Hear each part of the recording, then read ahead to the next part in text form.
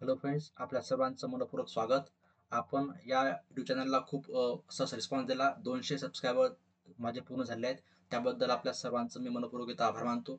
आणि आजपासून जे आहेत आपण सर्व स्पर्धा परीक्षेमध्ये जो महत्त्वाचा टॉपिक आहे, त्याला म्हणतो आपण व्यवहारी अपूर्णांक. तर व्यवहारी अपूर्णांक हा टॉपिक सर्व स्पर्धा परीक्षा म्हणजे एम-पी-एस-सी, यू-पी-एस-सी, आपलं तलाठी, ग्रामसेवक सर्व क्लास 4 पासून तर क्लास 1 पर्यंत सर्व स्पर्धा परीक्षेमध्ये याच्यावरती एक ना एक तरी क्वेश्चन विचारला जातो. त्यामुळे आपण आणि व्यवहारामध्ये पण आपल्याला हा टॉपिक महत्त्वाचा आहे. तर याला आपण इथे समजून घेऊया. जर तुम्हाला मॅथमधलं काही जर येत नसेल, तरी पण आपण इथं एकदम बेसिक पासून जे आहेत व्यवहारी अपूर्णांक हे आपण इथं शिकणार आहोत. यालाच म्हणतो आपण इंग्लिशमध्ये सिंपल फ्रॅक्शन. आपण याच्या अगोदर फ्रॅक्शन म्हणजे काय याच्याबद्दल बघितलेलं आहे. तर आता बघा आपण इथं व्यवहारी अपूर्णांक आणि याच्या संदर्भात ज्या क्रिया आहेत, ॲडिशन, सबट्रॅक्शन, मल्टिप्लिकेशन, डिव्हिजन म्हणजे बेरीज, वजाबाकी, गुणाकार, भागाकार या आपण या व्हिडिओमध्ये किंवा दुसऱ्या व्हिडिओमध्ये आपण याची सिरीजमध्ये बघणार आहोत. तत्पूर्वी जर आपण नवीन असाल तर चॅनलला सबस्क्राईब करून घ्या आणि आपण सुरुवात करूया. तर बघा, सर्वात अगोदर व्यवहारी अपूर्णांक म्हणजे काय? तर आपण समजा एखादी संख्या असेल की 3/5, 3/5. तर या लाईनच्या जी वरची लाईन आहे याला म्हणतो आपण मराठीमध्ये अंश. काय म्हणतात मराठीमध्ये? अंश. आणि खालचा जो असतो याला म्हणतो आपण छेद. ठीक आहे. इंग्रजीमध्ये वरच्या संख्येला म्हणतो आपण न्यूमरेटर. न्यूमरेटर. आणि जी खालची संख्या असते त्याला म्हणतो आपण तर डिनॉमिनेटर. डिनॉमिनेटर. ठीक आहे. असं आपण त्याला म्हणतो. ठीक आहे. तर या पूर्ण संख्याला काय म्हणणार आपण तर व्यवहारी अपूर्णांक. कंडिशन काय की हा जो 5 आहे हा कधीही 0 असता कामा नये याच्यामध्ये. ठीक आहे.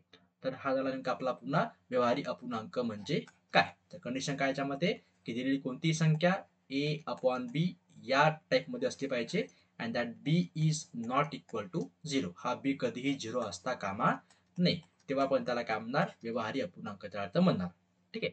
आता या व्यवहारी अपूर्णांकाचे काही नियम जे आहेत जे काही आपल्या स्पर्धा परीक्षेमध्ये दिलं असतो. ठीक आहे. तर पहिला नियम बघा काय याच्यामध्ये व्यवहारी अपूर्णांकाच्या नियममध्ये पहिला नियम काय सांगते की 0 भागीला कोणतीही संख्या. 0 भागीला कोणतीही संख्या. तर 0 भागीला जर समजा कोणती संख्या असेल त्याचं उत्तर ते 0. त्याचं उत्तर काय आहे ते 0. म्हणजे समजा म्हटलं आपण की 0 भागीला 5, 0 भागीला 10, 0 भागीला 7, 0 भागीला 1000. तर या सर्वांचं उत्तर किती ते 0. ठीक आहे. म्हणजे कुठल्याही संख्येला म्हणजे 0ला जर आपण कोणत्याही संख्येनं भागितलं तर आपला आन्सर किती येणार? 0. आणि बघा याच्या उलट जर समजा कुठल्याही संख्येला जर आपण 0 मल्टिप्लाय केलं तर आपला आन्सर येते इन्फिनिटी. आपला आन्सर किती येईल? इन्फिनिटीच्या मध्ये. म्हणजे उत्तर आपल्याला अनंत त्याला काढता येणार नाही याच्यामध्ये. तिसरं काय? समजा अपूर्णांकाचं चिन्ह नेमकं कोणतं असेल? ठीक आहे. सपोज आपल्याला असेल की -3/5. तर हे मायनस चिन्ह जे आहे हे फक्त 3चं नसून या पूर्ण अपूर्णांकाचं आहे. म्हणजे याचा अर्थ काय होते? -3/5 हे झालं या पूर्ण अपूर्णांकाचं चिन्ह. किंवा समजा असं असतं की 3/-5. तर हे फक्त -5चं चिन्ह नसून हे पूर्ण या अपूर्णांकाचं चिन्ह आपण इथं मानल्या जाते. हा एक झाला नियम. चिन्ह जे आहे हे एक तर अंश किंवा एक तर छेद या दोन्हीचं नसते, तर ते पूर्ण अपूर्णांकाचं चिन्ह असते. नंतर बघा चौथा नियम जो आहे तो आपण सांगू शकतो. समजा कुठलीही संख्या जर असेल, समजा असेल की 10 किंवा 20 किंवा कुठलीही संख्या आणि जर याचा पॉवर जर 0 असेल तर याचा आन्सर राहते 1. सपोज तुम्हाला म्हटलं होतं की 225 रेस्ट टू दी पॉवर 0. तर याचा आन्सर किती येते? 1. याचा आन्सर किती येते? 1. आणि नंतर बघा पाचवा नियम. जर समजा आपण कुठल्याही संख्येला ठीक आहे. समजा आपण इथं 0 मल्टिप्लाय केलं तर आपला आन्सर काय येते? 0. ठीक आहे. तर हे काही 0 सारखे क्वेश्चन आहेत जे आपल्याला एक्झाममध्ये विचारले जाऊ शकतात. ठीक आहे. तर बेसिकली नियमाचे हे 3 नियम झाले. 1, 2, 3. आणि आपण इथं 0च पाहत होतो. तर मग मी तुम्हाला एक आणखी एक्स्ट्रा एक 10 म्हणजे कुठल्याही संख्येचा पॉवर जर 0 असेल तर आन्सर 1 येते आणि कुठल्याही संख्येला जर आपण 0 मल्टिप्लाय केलं तर आपला आन्सर काय येते? 0 येते. ठीक आहे. आता बघू आपण इथं काही याच्यावरचे बेरीज वजाबाकीवरचे काही एक्झाम्पल. ठीक आहे. तर आपण सुरुवात करूया एखाद्या सिंपल प्रॉब्लेममधून. बघा, व्यवहारी अपूर्णांकाची बेरीज किंवा वजाबाकी. तर या व्हिडिओमध्ये आपण बेरीज किंवा वजाबाकी शिकणार आहोत. तर बघा पहिला प्रश्न आहे 2/3 अधिक 7/3. ठीक आहे. तर बघा सर्वात अगोदर त्याचा जे डिनॉमिनेटर आहे म्हणजे छेद जो आहे या छेदला अगोदर बघून घ्यायचं. ठीक आहे. तर छेद बेरीज किंवा वजाबाकी हा आपण केव्हा करणार? जेव्हा हा छेद कसा असला पाहिजे? दोन्ही हे सारखे असले पाहिजे. कसे पाहिजे? सारखे असले पाहिजे. तरच आपण वरचे न्यूमरेटरचे आपण सरळ सरळ बेरीज करणार. काय करणार आपण त्याची आपण बेरीज करणार. तर 3 आहे तर आपण सरळ सरळ याची बेरीज करू शकतो. डिनॉमिनेटर सारखा आहे. सारखा लिहून टाकायचा 3 3.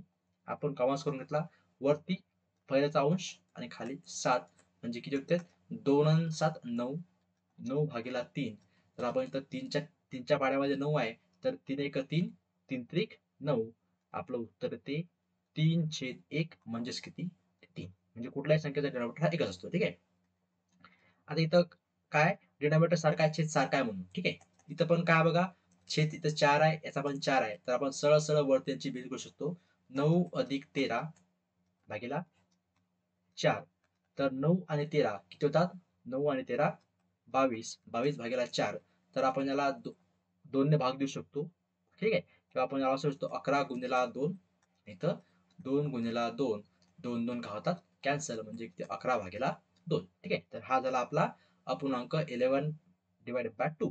किंवा याला जर पॉईंट मध्ये केला आपण, तर की जाईल भाग की जाईल 2 पंच 10 म्हणजे 5. पुन्हा एक बाकी उरेल, पुन्हा 2 पंच 10 म्हणजे 5.5. हे पॉईंट मध्ये. ठीक आहे. किंवा फ्रॅक्शन मध्ये अपूर्णांकाचं म्हटलं तर 11/2. ठीक आहे. बेरीज मध्ये बघितलं आपण असं. नंतर वजाबाकी असेल, सेम तोच रूल तिथं अप्लाय करायचा.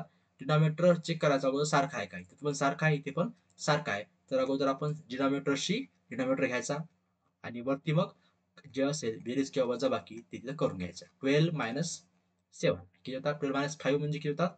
7. 12 5 गेले, 17 आले. 7 भागीला 7, 7 1 7 म्हणजे आपला आन्सर बन. ठीक आहे.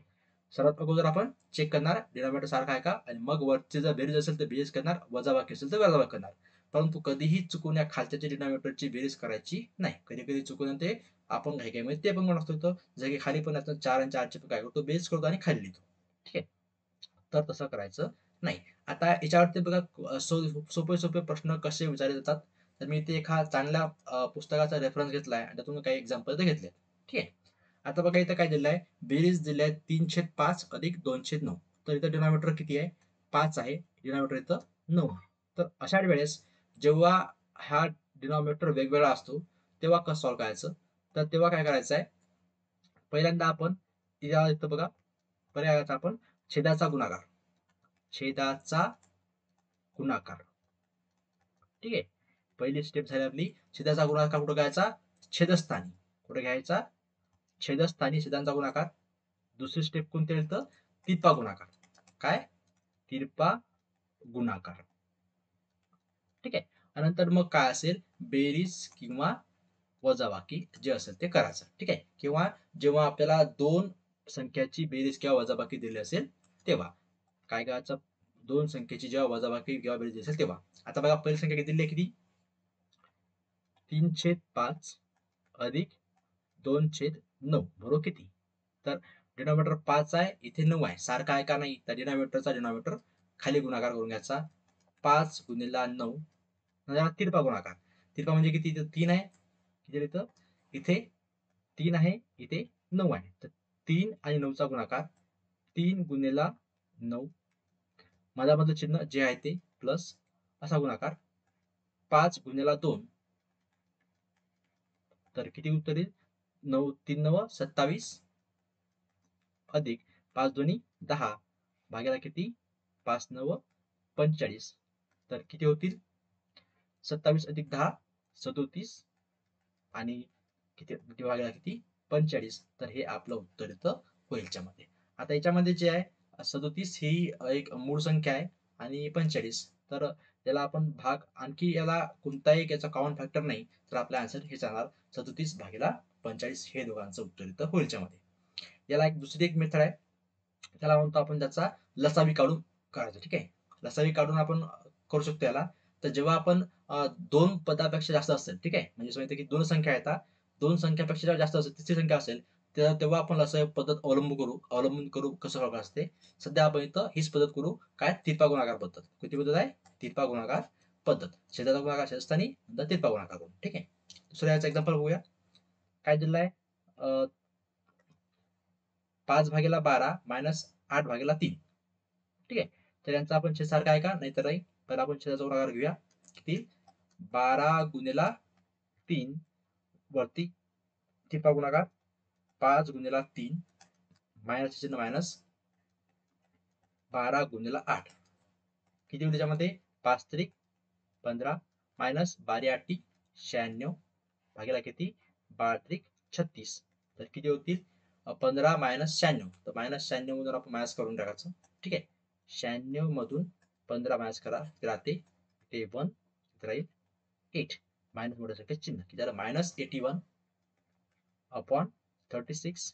तर दोघं तीनच्या पाड्यामध्ये आहे, तर 3 भागून काय करा, किंवा दोघंही जे वजा आहेत 9च्या डबलमध्ये आहेत, तिथं 9 9 81 आणि 9 चूक 36. आपला आन्सर येते -9/4. म्हणजे बघा याला कसं होतं, वरती काय येईल -9 गुणिला 9, खाली काय होतं 36 म्हणजे काय, 36 म्हणजे काय होते 9 गुणिला 4, तर 9 9 काय होतील कॅन्सल, म्हणजे आपला आन्सर काय आला -9/4 त्याच्यामध्ये. नेक्स्ट आपण समोरचा क्वेश्चन घेऊ आपण याच्यामध्ये. आता बघा इथं किती दिला आहे 2/3 प्लस 5/9 प्लस 7/18. तर इथं आपण तितपा गुणाकार करत बसण्याच्या भानगडीत पडायचं नाही. इथं आपण काय करणार, जो छेद आहे छेदचा आपण पहिल्यांदा लसावी, काय तर आपण करणार तर लसावी. ठीक आहे, किंवा याला आपण इंग्रजी म्हणतो आपण एलसीएम.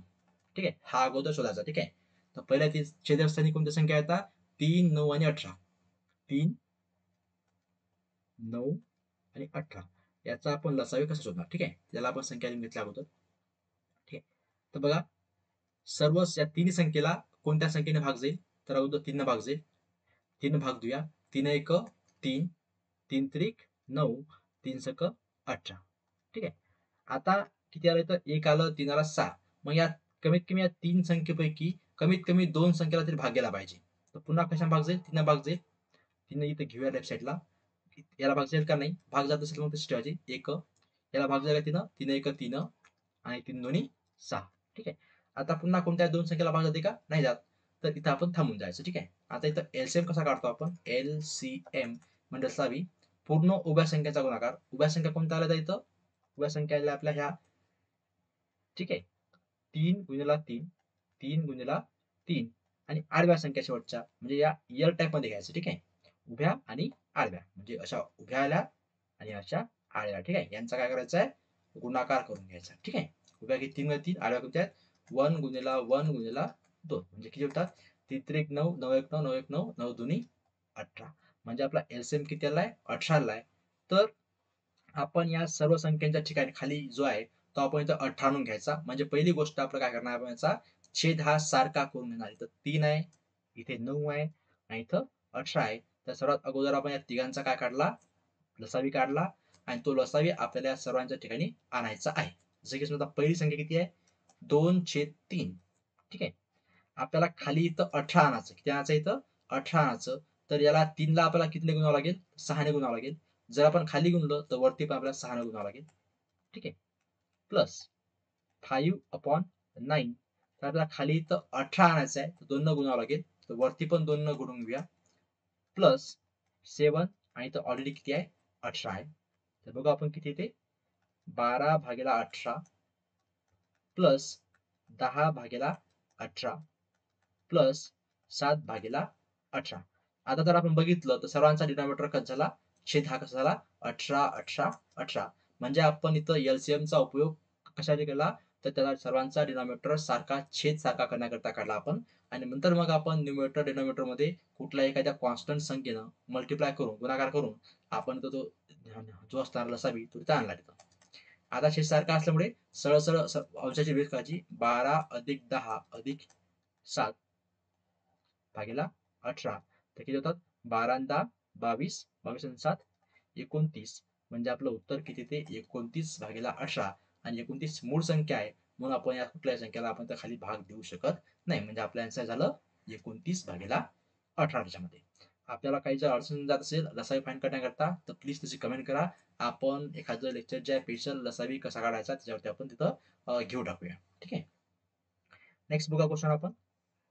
आता या क्वेश्चन नंबर 7 मध्ये आपल्याला त्यांची जो असणार आहे पहिली स्टेप आपण चेक करणाऱ्यांचा लसावी, म्हणजे एलसीएम छेद जो आहे हा सारखा आहे का, इथे 9 आहे, इथे 3 आहे, इथे 27 आहे, सारखा आहे का नाही. तर पहिल्यांदा आपण याचा 9 3 आणि 27 चा सारखा करण्याकरता आपण 9 3 आणि 27 चा आपण काय काढणार एलसीएम हा आपण शोधणार.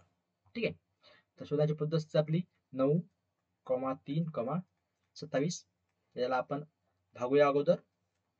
तर 3 ने भाग जाऊ सर्वांना, 9 ला 3 पण 3 त्रिक 9, 3 एक 3 आणि पुन्हा 3 9 27. पुन्हा कमीत कमी दोन संख्येला भाग गेला पाहिजे. तर 2 पुन्हा 3 जाईल, 3 भाग जाईल, 3 एक 3, एक 3 त्रिक 9. तर आता पुन्हा संख्या कशा भाग जाईल का? इथं एकक 40 मूळ संख्या आलेली आहे, 3 मूळ संख्या आहे. आता कुठल्याही संख्याला भाग जाणार नाही. म्हणजेच आपलं जे एलसीएम आहे लसावी, एलसीएम हा आपण कसा काढतो? तर हा आपण कसा काढतो? उभ्या संख्या म्हणजे ह्या संख्या गुणिला ह्या संख्या. ठीक आहे, उभ्या गुणिला आडव्या. तर उभ्या कोणत्या येतात? 3 गुणिला 3 आणि आडव्या कोणत्या आहेत? 1 मल्टिप्लाय 1 मल्टिप्लाय 3. तर किती होते? 3 त्रिक 9, 9 त्रिक 27. ठीक आहे, तर आपला प्रत्येक डिनॉमिनेटर खाली काय आपल्याला काय आहे? 27 आणून घ्यायचं आहे. म्हणजे 8 भागिले 9 इथे 27 येण्याकरता कितीने गुणावं लागेल? तर 3 ने. तर वरती पण आपण 3 ने गुणणार, जेणेकरून याच्या पूर्ण अपूर्णांकावर कोणताही फरक पडणार नाही. दुसरा प्लस 17 भागिले इथं 3 आहे, तर इथं आपल्याला किती आणायचं आहे? 27 आणायचं आहे, एलसीएम आणायचं आहे. म्हणजे 9 ने गुणावं लागेल, वरती पण 9 ने गुणावं लागेल. मायनस 23 अपॉन इथं 27 आहे, ऑडी 27 आहे, काही घ्यायचं काम नाही. इथं किती गुणाकार करून घ्या, 8 त्रिक 24 भागेला 27 प्लस 17 9. 17 9 किती होतील? तर 170 मधून 17 मायनस करा, 153.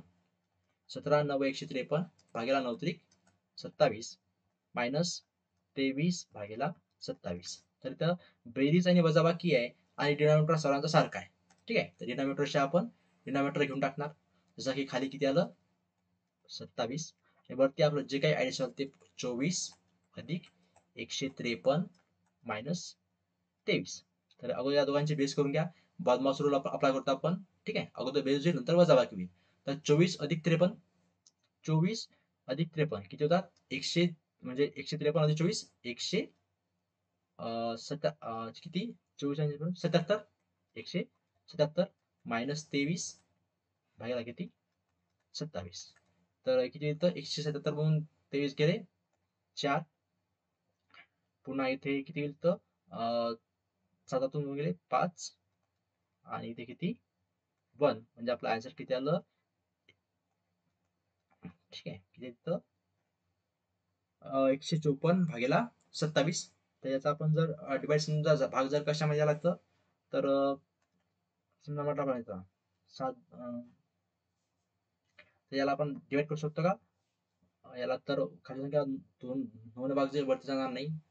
नाही, आपल्याला जर किती 154 भागेला 27. जर समजा याला काही भाग जात असेल तर आपण आता देऊन बघा. 27 ने भाग जाईल का? 27 5 110 35 नाही जाणार. ठीक आहे, म्हणजे आपला आन्सर 154 भागेला 27. ठीक आहे, नेक्स्ट आपण क्वेश्चन घेऊ याच्यावरचा. जर तुम्हाला याच्यामध्ये कोणती जर स्टेप जर समजा एखादी कळली नसेल तर प्लीज मला तसं तुम्ही कमेंट करा. मी त्याच्यावरती तुम्हाला पुन्हा कमेंट मध्ये म्हणा किंवा एखादा सेपरेट व्हिडिओ घेऊन बघू देतो. आता बघा, अशा प्रकारचे एक्झाम मध्ये क्वेश्चन विचारले जातात. ठीक आहे, जर 9/4 अधिक m बरोबर 5/2 तर m ची किंमत किती? म्हणजे if 9/4 plus m is equal to 5/2 तर m is equal to 5. m is equal to किती राहील? ठीक आहे, तर या केसमध्ये आपल्याला m ची किंमत काढायची आहे. ठीक आहे, तर आपण हा m सोबत इकडे 9/4 कशामध्ये आहे? हा 9/4 प्लस मध्ये आहे, तिकडे काय आहे? मायनस मध्ये आहे. म्हणजे आपल्याला याच्यातून काय मिळते? m is equal to 5/2 already तिथं आहेच उजवीकडे. तर या 9/4 हा या बरोबर चिन्हाच्या डावीकडे आहे ना? याला समजा आपण जर उजवीकडे घेऊन गेलो तर प्लसचं काय होणार? मायनस मध्ये होणार, म्हणजे मायनस 9/4. ठीक आहे, तर डिनॉमिनेटर सारखा आहे का इथं? नाही, पण इथं दोनच संख्या आहेत, मग आपण सरळ सरळ तिरपा गुणाकार करतो किंवा छेदाचा गुणाकार करतो. ठीक आहे, खाली काही 2 गुणिला 4 ते तिरपा गुणाकार 5 गुणिला 4 5 गुणिला 4 मायनस 2 गुणिला 9. तर किती होईल तिथं? 5 गुणिला 4 20 भागेला मायनस 18 आणि भागेला 8 म्हणजे किती होते? 2 भागेला 8 म्हणजे किती? बेचूक 8 म्हणजे 1/4 हे आपल्या आन्सर होईल. याचाच अर्थ m ची जी किंमत आहे ती आपली m ची किंमत किती आली? 1/4. याची किंमत आहे 1/4. ठीक आहे, तर आपण नेक्स्ट क्वेश्चन जे आहे त्याच्याकडे वळूया. आपले आतापर्यंत एकूण 10 9वा क्वेश्चन सुरू आहे आपला हा. इथे बघा कसं सुरू आहे क्वेश्चन. जर 7/4 अधिक x बरोबर ln/2 असेल तर x बरोबर किती? तर सेम तीच पद्धत x ठेवा डाव्या साईडला, या 7/4 तिकडे घेऊन जा. इकडे ऑलरेडी 11/2 आहे, प्लसचं काय होईल मायनस येईल, 7/4 येईल. पुन्हा आपण छेदांचा गुणाकार छेदस्थानी 2 गुणिले 4 तिथला गुणाकार करून घ्या, 11 गुणिले 4 मायनस 2 गुणिले 7. तर किती त्याच्यामध्ये 11 चूक 44 मायनस 7 दोन्ही 14 भागेला 8, म्हणजे किती याचा अर्थ होते 30/8. तर कशाने भाग जाईल, 2 भाग जातो, 2 15 30 आणि किती 2/8, म्हणजे आपलं आन्सर किती आलं 15/4. हे आपलं आन्सर इथं होईल याच्यामध्ये. नेक्स्ट आहे, नेक्स्ट आपण क्वेश्चन कडे मूव्ह होतो. ठीक आहे, क्वेश्चन दिला आहे बघा, 3/8 minus 1/4 plus x is equal to 11/3. तर x equal to what? म्हणजे जर 3/8 minus 1/4 अधिक x बरोबर 11/3 तर x ची किंमत काय येईल? ठीक आहे, सेम आपण त्याच पद्धतीने करणार. तर डाव्या साईडला आपण x ला ठेवूया, बाकी सर्व आपण तिकडे घेऊन जाऊया. तर 3/8 हे कशामध्ये इकडे प्लस मध्ये आहे, तिकडे काय जाईल मायनस मध्ये जाईल, म्हणजे अगोदर 11/3 जसं असं या 3/8 आपण घेऊ इकडे, इकडे काय होणार 3/8 प्लस इकडे काय झालं मायनस झालं, हा इकडे -1/4 आहे, तिकडे काय काय होईल +1/4 होणार.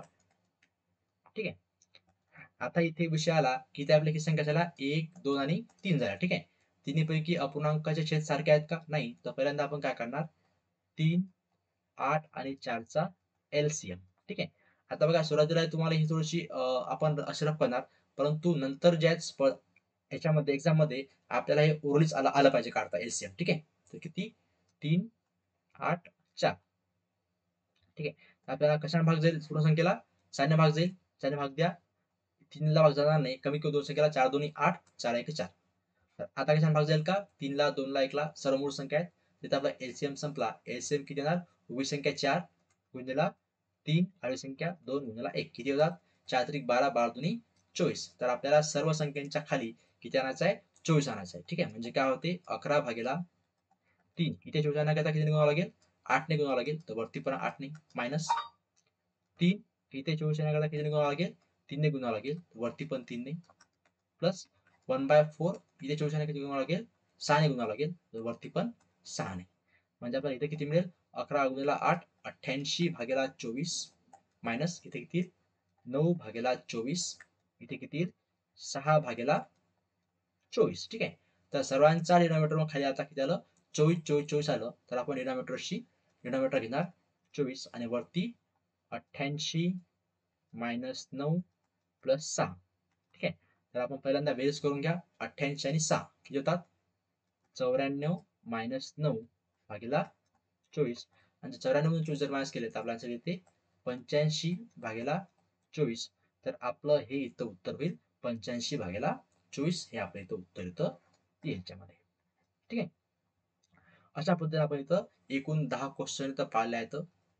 नेक्स्ट बघा, तर हे आपल्याकरता जे व्यवहारी अपूर्णांक तुमच्याकरता हे प्रॅक्टिस करता मी इथे काही क्वेश्चन दिले आहेत, 3 क्वेश्चन प्रॅक्टिस करतायत. तर तुम्ही हा व्हिडिओ पाहिल्यानंतर तुम्हाला नक्कीच आयडिया कल्पना येऊन जाईल की याचं उत्तर नेमकं काय येईल, आणि तुमचं जे काही उत्तर आलं असेल प्लीज तुम्ही इथं कमेंटमध्ये तिथं कमेंट करा, जेणेकरून है ना मला पण ते नक्की तिथं कळेल की नेमकं आणखी कशी कशी इम्प्रूव्हमेंट जे आहेत ते आपल्या व्हिडिओमध्ये व्हावं लागेल, आणि ते हा व्हिडिओ पाहिल्यानंतर तुम्हाला कळलं किंवा नाही ते मला समजेल. तर होप आपल्या सर्वांना हा व्हिडिओ आवडला असेल, तुम्हाला याच्यामुळे काहीतरी नक्कीच फायदा होईल अशी मी अपेक्षा करतो. आणि आपण सतत जे आहेत आतापासून जे आहेत या सिरीजमध्ये जे आहेत त्या प्लेलिस्टमध्ये आपण स्पर्धा परीक्षेवरती येणारे सर्व जे आहेत मॅथमॅटिक्स जे आहेत ते आपण इथं नक्कीच आपण इथं घेणार, आणि एका स्टँडर्ड रेफरन्स बुकचा आपण इथं रेफरन्स घेतोय. तर आपल्या सर्वांचे इथं थँक्यू मानतो आणि मी इथं थांबतो. थँक्यू, धन्यवाद.